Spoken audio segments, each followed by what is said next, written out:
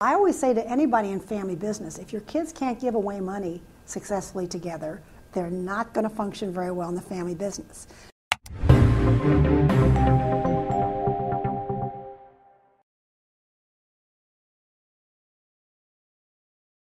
Hello, I'm Dan Richards. Welcome to Money Insights. This is one of a number of conversations I'm having with Lee Hausner, formerly senior psychologist with the Beverley Hills School District. And Lee, I want to talk to you about the role of charitable giving in affluent families, particularly as it relates to kind of communication with their children. I think that the whole philanthropic initiative of a family is critical for healthy families. First of all, I view wealth and the dealing of a family's wealth in 4 different capital accounts. Because families have human capital, they have intellectual capital, they have financial capital, and they have social capital, which is the entire philanthropic initiative. And I use the philanthropic initiative of a family not only for the external mission statement, which is to make the world a better place, but what it does internally. One of the issues I'll give you an example of how we use this. Human capital, one of the issues in human capital is how do you make collaborative decisions, particularly if you have strong parents.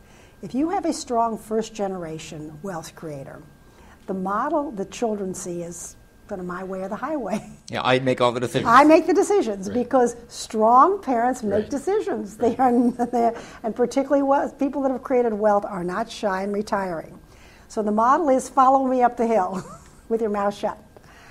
Now, here we've got assets that are created, and then we say, next generation, here, share and collaborate. And they haven't a clue. Here's the family business. Run it together collectively. And the only model of leadership that they saw was my way or the highway. Well, through philanthropy, we get people with collaborative decision making. How do we collaborate? How do we come to mutual conclusions?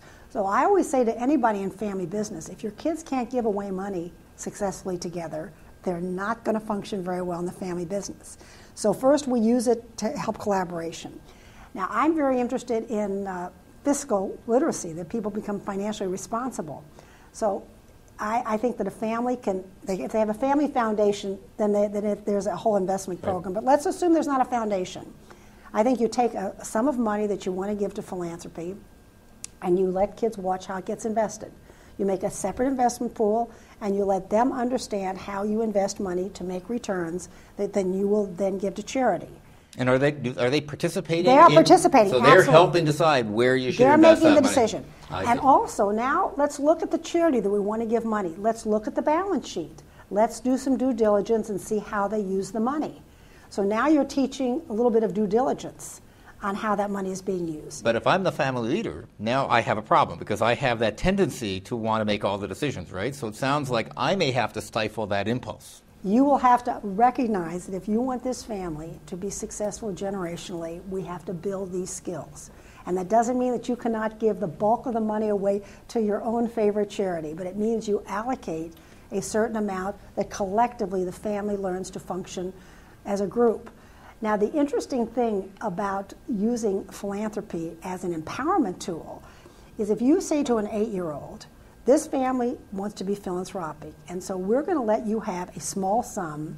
You find a charity, and I want you to go and write a report about why we should give money to that charity. The 8-year-old goes to the Humane Society and finds out why they may need some money, and now you let them give $500 grant to the Humane Society.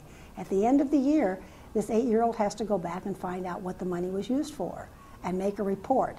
Now, do you know what you have done in terms of empowering through the use of philanthropy? Not only have you taught how important it is to do something for others, but they understand how an organization operates. And there, again, we've got a little bit of due diligence on how that money is used. And when they get older, we can look at budgets of the institutions that we give money for. So I use the internal mission statement of philanthropy is as important to me when I'm working with families as what we're doing externally with it. Lee, thank you very much. You're quite welcome.